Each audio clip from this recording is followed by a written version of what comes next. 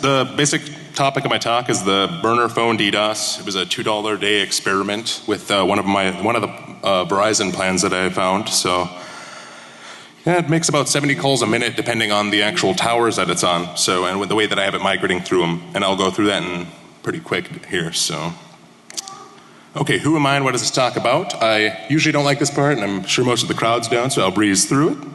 And it's a little bit about me. I've done pen testing professionally for about 10 years. Went for computer science and geophysics. Got tons of certs. Nobody cares about them.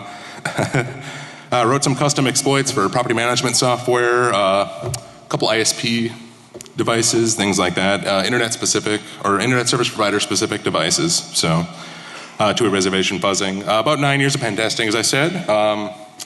Tons of compliance. Tools of the trade. I'm going to go over some actual devices that are really nice compared to a rubber ducky. So, creation of call bombing, that's basically the one I'm going to go over with here. And I'm going to do the demonstration here in a bit here. So, and here's the, does anybody use rubber duckies on any sort of pen testing, audits, things like that? Has anybody ever played around with the TINC 3.0's, the human interface device? Okay, yeah, if you combine the two into an iPhone, and I do have plans if you guys want to email me. All it takes is a heat gun, a TINC 3.0, and a fake iPhone you can buy on eBay for like $7. So they work a lot better than just the classic USB. So this is an RFID badge reader that I made. It has, yeah, it basically reads, it has a gyro sensor in it, so when they move on the chair, right now it beeps. Every time they scan their card. So it's not very cognito, but it definitely gets the job done. Again, we're at a security convention, so I'm just going to go over these very quickly also. Denial of service is basically when legitimate services of any kind are denied due to people sending false or overflow of information.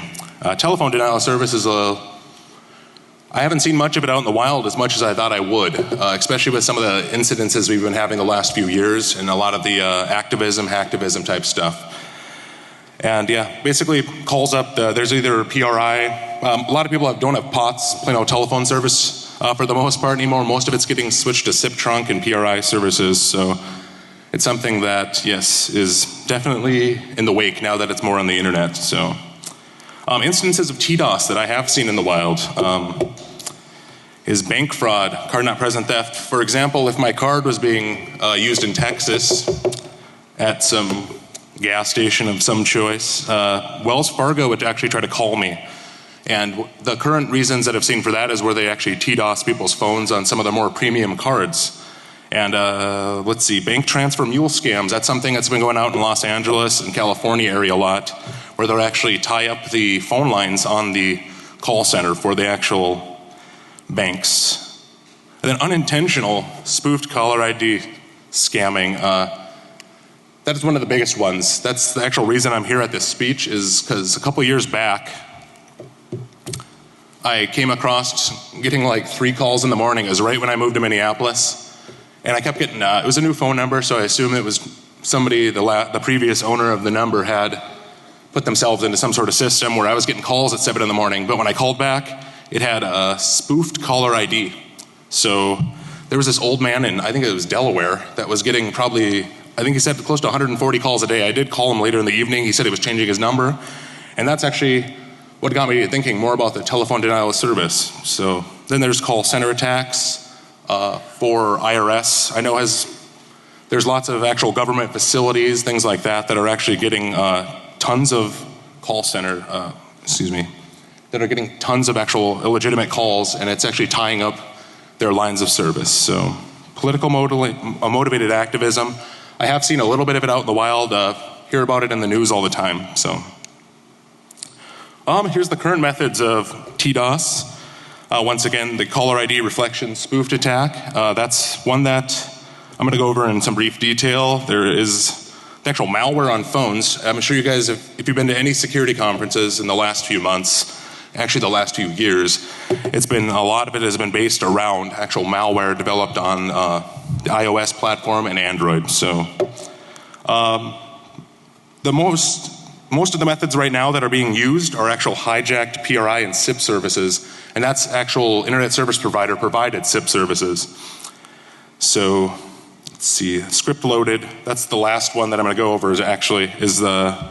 It basically loads phone numbers into pre-generated web pages, and it's pretty decent for as far as the actual call volume you can get for very little work. So the first one I'm going to go over is the caller ID reflection attack, and everybody knows that there's spoofed caller ID. There's always been the apps on phones that call to servers, things like that. I'm sure everyone's gotten a blocked number, or you've had a friend that was messing with you one day.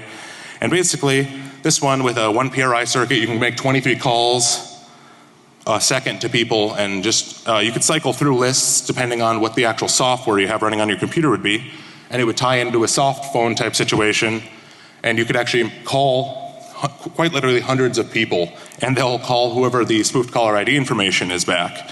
And they'll believe that that was the actual person who called them. A lot of people won't. I usually don't call back a number if I don't know it, if they don't leave a voicemail. So basically using the salesman to DDoS for you. So what this does is it's an actual script that'll crawl several thousand, I think it was like 46 or 4,800 actual realtor web pages.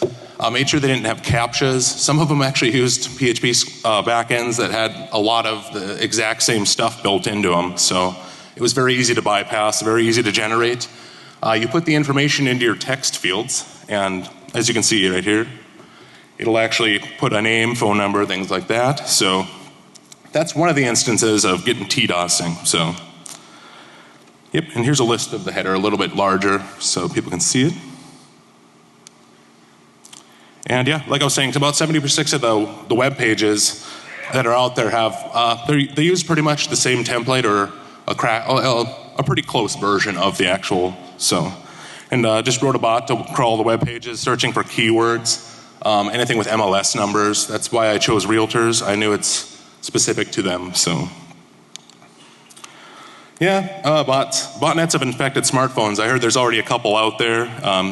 This is just kind of natural. You know, they started out with botnets of computers, and then the next step was naturally to smart devices. So, yep, and there is an increase on the rooted phones, as you guys all know, but that's one of the risks that we gladly take. So, and I'm going to go into now how I actually weaponized the OEM cell phone platform. It was prepaid cell phone that I'm going to be talking about is actually a Samsung U365, the little Gusto phones. I'm sure everyone at some point in their life has actually owned one of them. They're a very common phone. So, and they're running the Brew 3.1 operating system, digital service. It's a really, really nice phone. I think they cost about $8 to Verizon, and you can buy them for about $12. So, then it has here's the actual chipset that is in it. That's one of the reasons I was actually able to do the exploit. Most of the smartphones that are out there have application processors. These have one single 197 megahertz processor. And this is the actual attack would work on any value chipset. So any of the QSC 6050 and 6055. So, and here's a little bit of personal research I've done here. So, yeah. Yeah, so they have other nefarious uses aside from DDoS. So.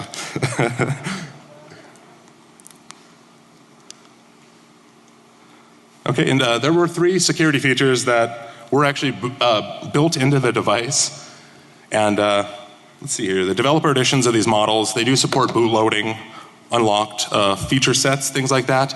So what I basically did was wrote custom firmware for the device. And I will talk about the actual way that I was able to bypass and get a sort of a pseudo signature, at least one that the device would boot with. So, and loading the actual recompiled operating system, because every single different phone vendor has their own operating system. So I wrote my own, or not my own, it was a modified version of Brew, and I will go into detail in that here in a little bit. So, yeah, once again, there's no application processors. Is anybody in the room looking at getting into cell phone hacking and don't? Yeah, this is perfect phone for doing it. I know you can buy these things in bulk now for about $8 a piece. So, and the burner phones actually have ESN numbers that you can not activate with regular service, but if you guys wanted to try them out, you can get unlocked ESN ones where they've actually been on a Verizon account, or if they've been a burner phone for about, I think it's like 6 months or a year, you can pull them over to your normal line of service. So Yeah, like I said, there's no application processor. It was written in C++. We got any C guys? C guys in the house? Anybody program that? Okay. Awesome. Yeah, that definitely, you would feel right at home. So, and it's very, like I said, it was very, very easy. Like I have no experience. I've rooted a couple phones, things like that, but it was always somebody else's tool, and it was something I was interested in. So it's something where you guys would be able to pick up one of these phones and just start dabbling with it. It's amazing. Like, I thought it would be a lot harder. I thought I would have to have a team of brilliant Germans working with me, or you know what I mean, like something to get that little gap over or something like that. So like that's what it took. I think it took like 15, 16, 20 people in a whole community to break some of the other phones out there. So that's what I'm saying. This is an amazing phone if you guys want to get into cell phone hacking. So. Yep, and there's actual features that are built into it. When I saw it was iRinger, I thought it was an iPhone type deal, but it's definitely not. It's an actual, the way that it boots the actual ringtones in the computer, or in the actual phone, sorry about that. And yeah, I'm able to actually interact with the clam speaker. So that's, the way that they had built a lot of extra stuff or a lot of expansion. And ways you can push some of the, like for example, if you want to save your battery time, you push to a screen that doesn't exist, and the screen will never light up when it's making calls, because otherwise it does tear through its battery pretty quick. Just idling though, this phone is amazingly efficient. I've literally let one sit at these Defcon talks and the speeches I was at before, and it's been going for 7 days and the battery still has 3 bars. So it's a very, very efficient phone, and I'll show you some ways to add stability to it where you can get it to go through its entire 5-day cycle, because you buy these phones for $12 to $14 depending on the vendor, and they come with a $10 prepaid service, and it was $2 a day for unlimited calling. So that plan in itself is pretty amazing. So, yep, and let's see. Clam type phones, everybody's familiar with those. They do have some features where they can tell if the clam is open, and basically when you load a developer's or an OEM developer edition type operating system on it, which is the custom one that I compiled, would be actually, yeah, you're able to literally bypass everything. Imagine anything that's on that phone, and you can, for the most part, interact with it. So, yeah, some of them, when the phone is actually closed, I did run into some problems. Once again, like once I saw that they had the extra screens that you could push events to and things like that, it became a lot simpler. And I would go to sleep, and then I would like be thinking, about like ringtone, like, because that's how the actual payloads are developed. Or you can develop your own payloads, which are basically malformed ringtone packets. So it's not something where a person would have to rewrite, their own everything, this and that. It has a lot that you can interact with, and it's basically a malformed ringtone generator, and you can actually load them in that way also. So, and here's a modified executable, was the way that I actually loaded the actual firmware into the phone. And yeah, the certificate expired in, I think it was 2012, so it was from a certificate from 2006 to 2012. This phone has been out for quite a few years, so yes.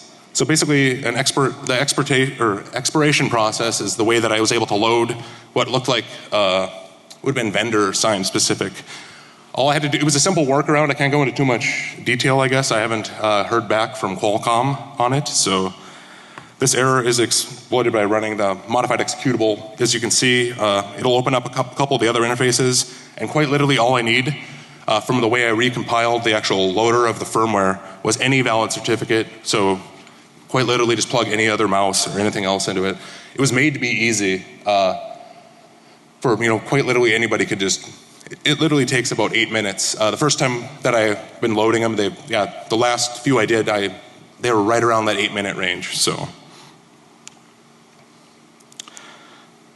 Yep, it allows for, once again, like I said, the entire full attack surface of the computer, so, or of the actual phone, so.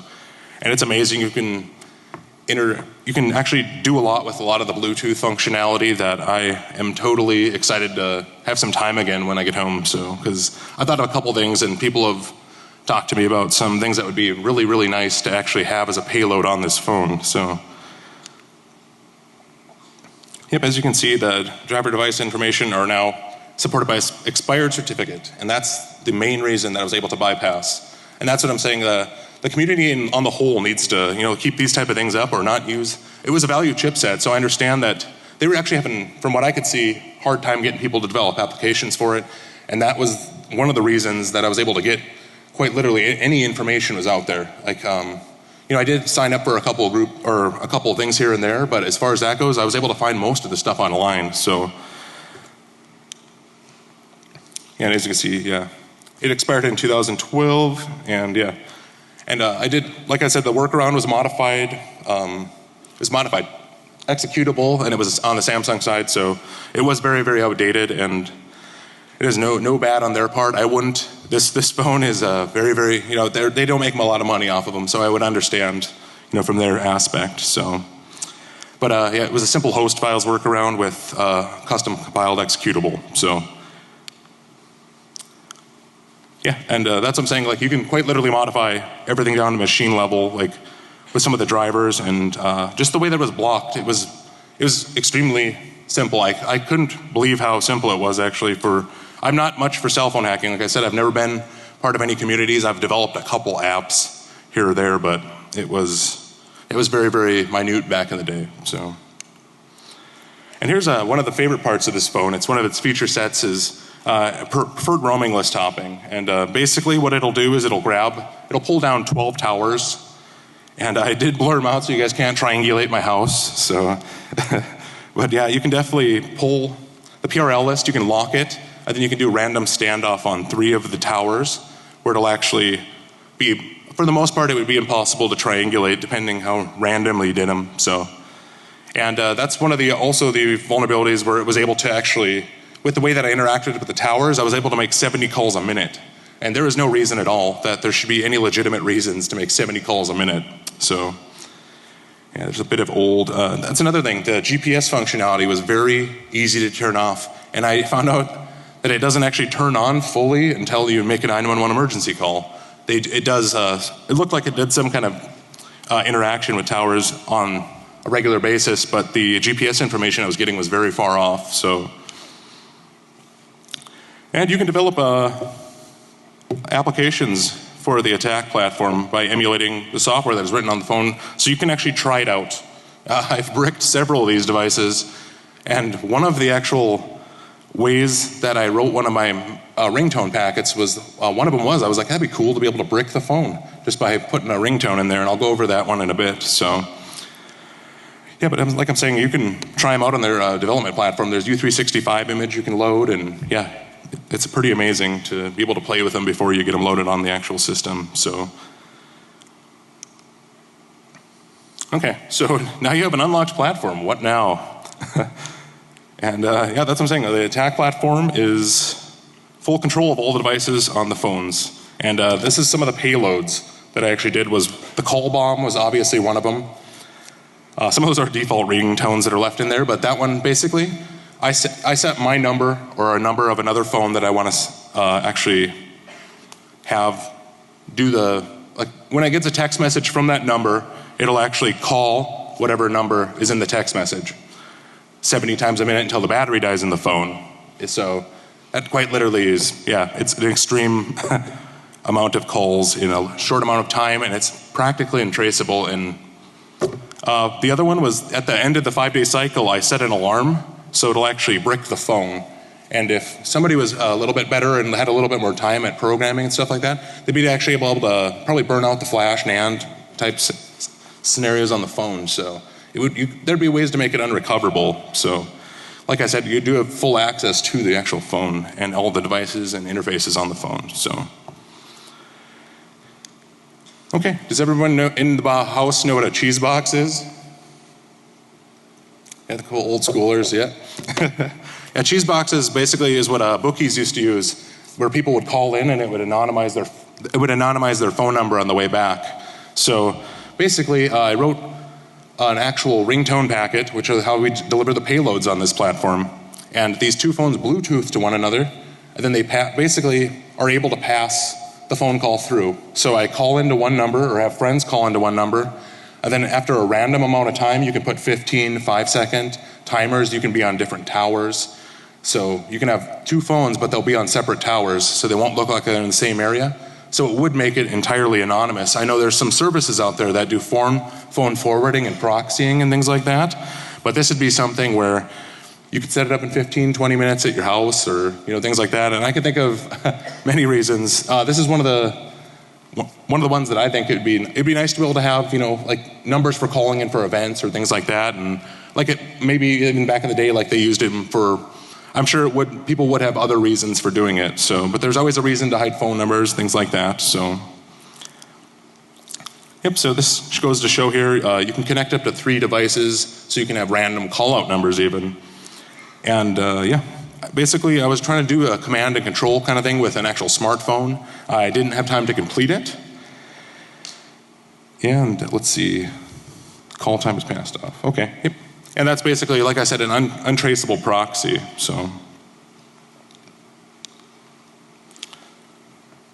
yep, this is another one that I think a lot of people would have interest with.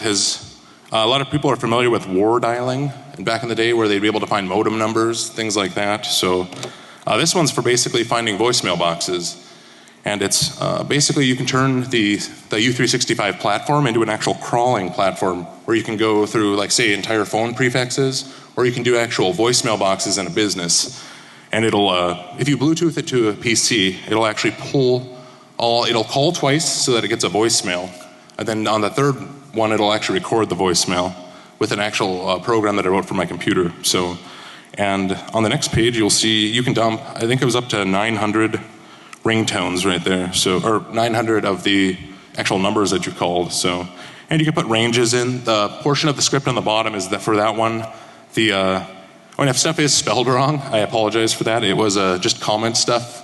I know the original version did look like a Nigerian email. So, if you guys look on your discs, if you guys want updated slide presentations also, I would definitely just feel free to email me. So, and I was basically, the program that I had did 2 things. It would record MP3s, like I was saying, to basically crawl mailboxes anonymously. And the second one is for actually programming the phone. I attached like 5 of these to my computer at once and just hit the go button, and it gave me California prefix phone numbers. And that's something where if they, once in a while, this kind of thing would be easily mitigated by people actually, changing the options once in a while, not so people can just spam through them. So, yep, and yeah, here's the prepaid cell phone, and it's in its glory. I just love it when it has a cellular USB attached to it, because there's actual low energy mode where I can stably have this thing calling. I think it was a little over 30 calls a minute. Stably with a USB charger, and you just toss it into a lamp fixture at anywhere that's like a public facility. So, and yeah, it stayed stably charged. I tried it out with the what was it, a 60 or something like that. It went about a day and a half still, I was very impressed. So, and that USB cellular charger was $6. I didn't know they'd gotten that cheaper. I would have bought one a lot earlier. So, and like I'm saying, these phones, with the way that I actually write my ringtone packets, there's a couple options, like when you compile them, where you can do really energy efficient. So, and you can do some with time, basically where you can pseudo turn the phone off for a timed period. That was one of the other actual ringtone packets that I generated. So, and like I said, these are anonymous purchase. They wouldn't let me buy more than 2 of them a day for some reason, but I don't know if they called and that was a North Dakota only thing. So, but yeah, they wouldn't let me buy more than 2 of them a day, and yeah, they were basically untraceable. And I just love the idea of the PRL hopping. It was something that when I perfected it finally, like with pulling it down and then actually jumping through random towers, it was, I don't know, it's a very good, it'd be nice for even something like this, or you can do tower locking. So like I showed up I've been in Las Vegas since the 1st, and I was able to lock the PRL list of the phone. Like, that's very useful. If, there's tons of femtocells and fake cell towers in the actual hotels. This is only one of the only conferences I would expect that I needed to deal about that kind of stuff. So, but yeah, the total investment for a 5-day DDoS, it is now a grandfathered plan, the $2 a day for unlimited calling. I don't know why Verizon changed that about a month ago, but yeah. But yeah, you can get grandfathered ESN numbers. So I do believe any one of the Samsung U365s still gives you the prompts for the $2 a day plans. And these things are ridiculously cheap because they've gone to the Gusto 3 now, which has a newer version of Brew. It's 1.151, which is pretty close to the same. It just has a updated certificate. So there would have to be other methods found. And like I'm saying, this is an amazing handset to be able to play with if you guys are looking at getting into cell phone hacking. Yep, and the phone being turned into a coal bomber. And like I said, it's, yeah, the firmware push, like it's just, you need a little bit special USB cable. You don't need to crack it open and do a bunch of other stuff to it. So it's quite literally where anybody could practically do it. So that's when it becomes scary. You know, it's one thing, like how many people in here, if they wanted to, could hijack PRI lines and SIP trunks? Yeah, that's what I'm saying, but how many people in here could go and spend $12 at their favorite box store?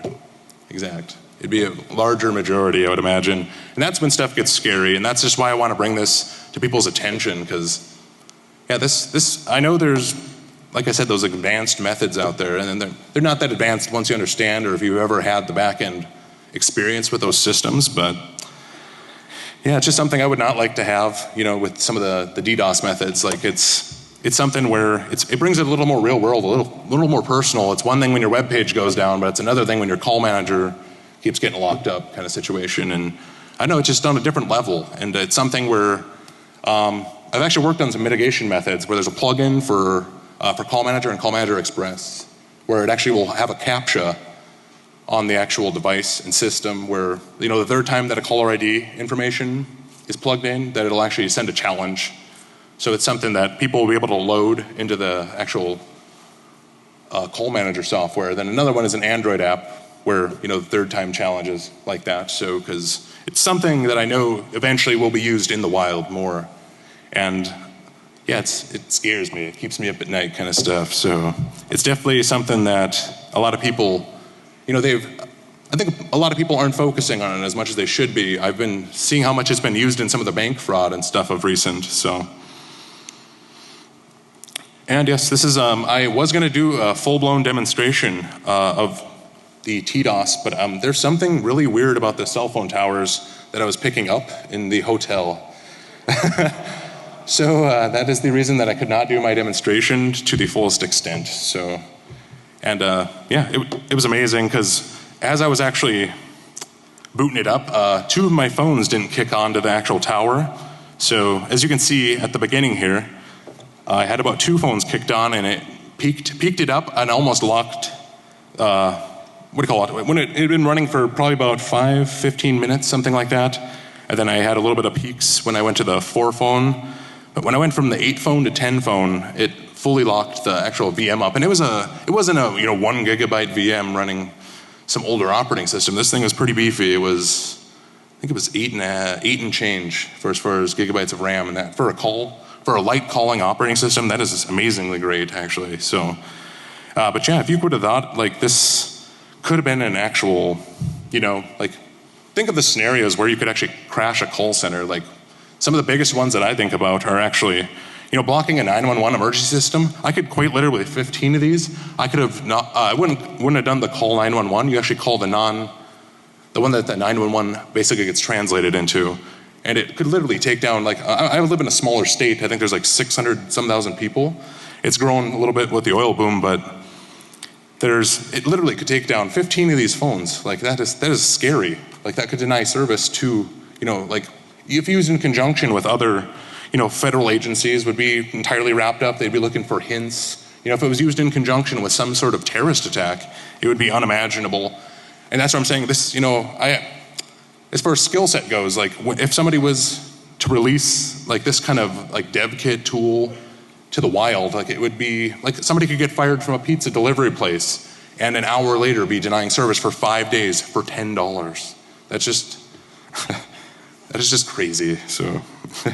And yeah, pretty much any organization or person that is disliked, it's just, yeah, stores during holiday seasons, there's lots of, you know, IRS around tax season. Like that would actually do financial damage to the actual infrastructure of the United States. And it's amazing just how, like a cheap, a very good phone, they're very cheap phones, but they're very, very good. I've grown close to it over the last few months, and I'm sad to see it go, because they just came out with the Gusto 3 not too long ago, or it came into the mainstream.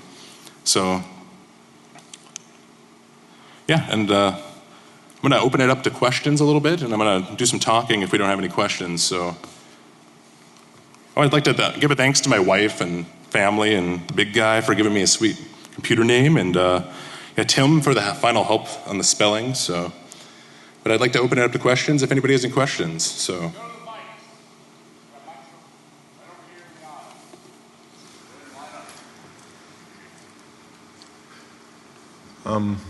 So do you have any mitigation strategies from the call center perspective? Yep, I have actual plugins for Call Manager Express. They're Cisco specific right now, but that's just because of the world that I came from. So, but it actually, the third time it calls in, it'll have its own soft phone where it'll actually pick up and actually challenge you with a CAPTCHA. And you can load your own custom CAPTCHAs, but I think there's about 15 CAPTCHAs that I developed to this point. So, does that answer your question? Yes, thank you. Thank you. We should talk.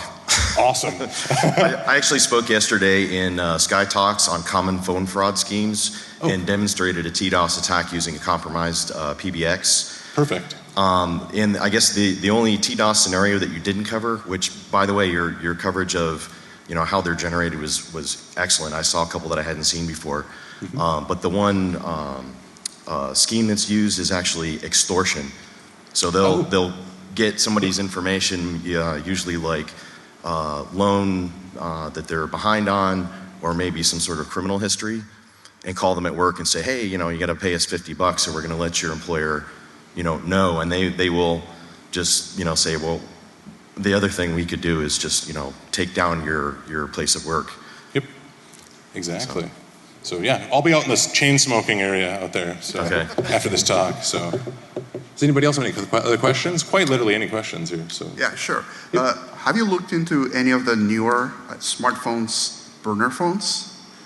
I wouldn't feel like the reason I went for this platform is because it's $8. Like, I have no problem at all leaving not 100 of these, but like 10 of them in a library charging, or you know what I mean. Like, I would have that's the scariness of the platform, because even if it was like my older Android phone, like I finally got my 2-year free phone again or whatever. But I would feel even bad leaving one of those, and those devices have so much places that our information are kept. That's why I actually did it on this smaller platform, is because it's literally a burner phone. Like, this thing it is very, very disposable, and that's what I love about it. So, and it was very energy efficient. 15 days these things can idle in the perfect situation. So that's with the actual, if it wasn't doing the phone DOS, actually. Yeah. So does that answer your question? Yeah, because I was looking No, because I was actually thinking about looking into the newer ones, the smartphones, and see what we can do with it. So. Oh yeah, no, that'd be very, very awesome. Actually, rooted phones, there are actually pretty hardcore kits out there for, because pretty much it underlying on some of the operating systems is just basically a Linux distribution. But yeah, that'd be amazing to see what that could actually grow into. So, all right, cool. Thank you. Have you tried connecting the towers on and off as fast as possible? Oh yes, I have actually. That's one of the ways when I do a poll of the PRL lists, with preferred roaming lists, it'll actually, I have it locked to 12 towers, because otherwise, it was actually locking the phone up when I would do the full 15 for some reason. So yeah, I've tried connecting and disconnecting to towers and calling off of other towers and hopping mid-tower, so. Yep. Does that answer your question? I was just wondering if you melted a cell phone tower doing that. If I melted? What do you mean? Well, like toggle idle active, or negotiate with the tower, then disconnect. Boom, boom. It takes a little bit long, especially on these devices, to actually do something to the tower that would be harmful. But that'd be awesome. Yeah, like as I'm saying, if you guys can get one of these phones and just see what the hell you can do. So. Use more phones. Yep. Mine's actually. Oh wait, okay, good. Mine's actually kind of a follow-up in that. Why is there nothing in the background? Like, why is Verizon not, hey, 70 calls in 2 minutes, what the hell? Yeah, no, I would love to talk to Verizon about that, because it was hopping towers, and I don't think I know for the most part that the towers aren't talking to each other. So, or they're not talking the way they should. is what I'm getting at. So. Isn't there something like, can Verizon eventually audit, like, why are we seeing 10,000% more calls on these 4 towers this month? Yeah, no, that's the exact reason that I did this. It was to, get it out there that that kind of stuff shouldn't be possible. You should not be able to make, especially even if they want to designate burner phones, or you know what I mean, just phones in general. There's no legitimate reason for it. So, and that's what I'm saying. That was kind of the point I wanted to bring it out, and because there are things. There's very easy ways they could do it. They could limit the amount of calls even to burner phones. There's lots of stuff that they could actually do. So. But as far as you're aware, they do none of that.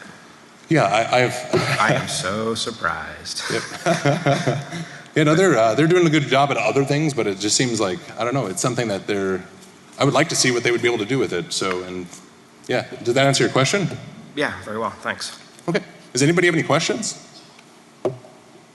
There are quite literally no dumb questions, so. Got a gentleman in the back here. Have you tried this with text messaging?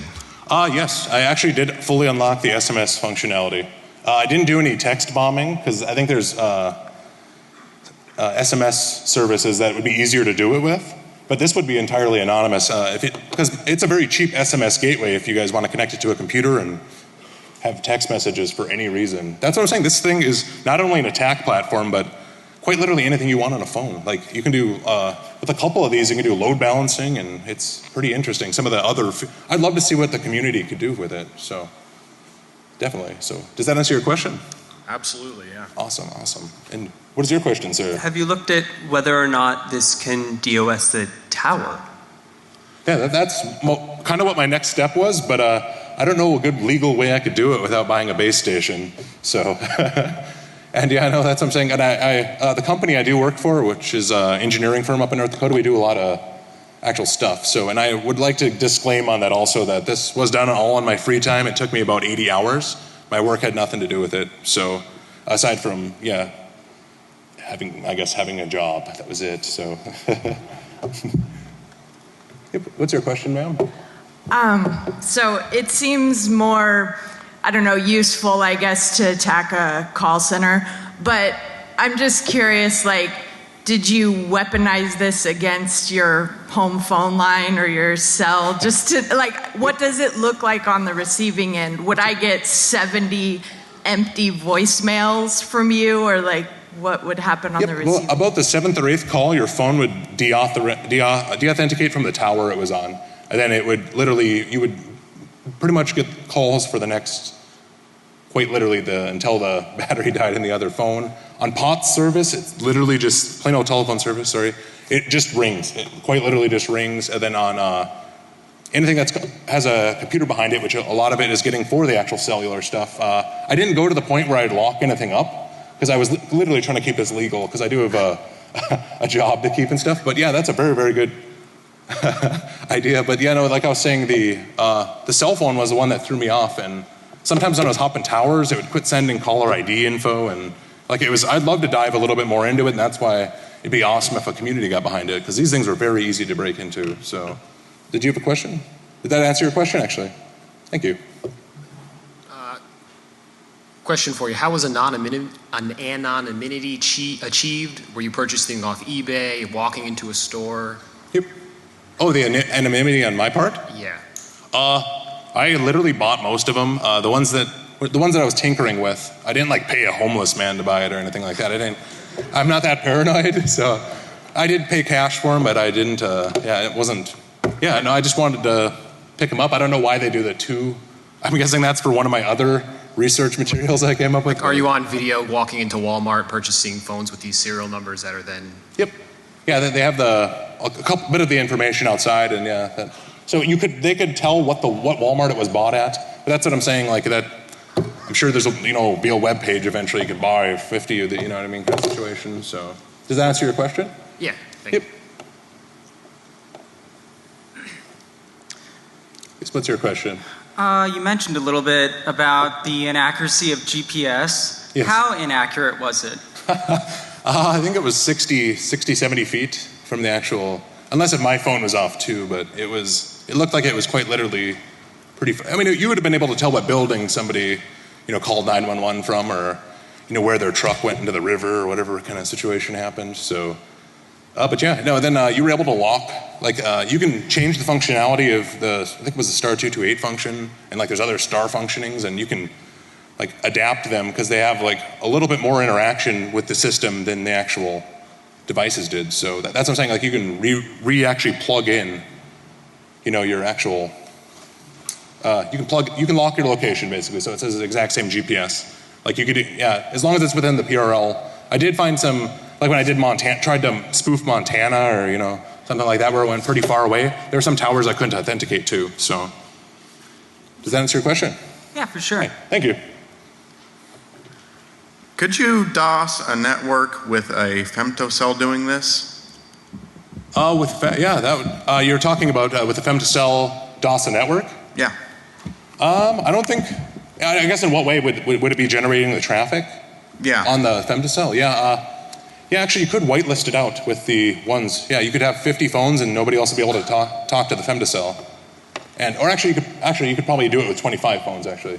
So, because I think it handles femtocells a little bit different, and that's why I couldn't do the demonstration of it crashing, because I had a 200, it was PRI lines, so it'd be 23 times 5, it had over 200 phone numbers, so it's definitely, does that answer your question? Yeah. Okay. Does anybody else have any other questions? Sweet. Awesome. I hope I'm doing good on time. I'd like to thank you guys for coming to see me speak, and I'll let this gentleman kick me off the stage, so. Thank you.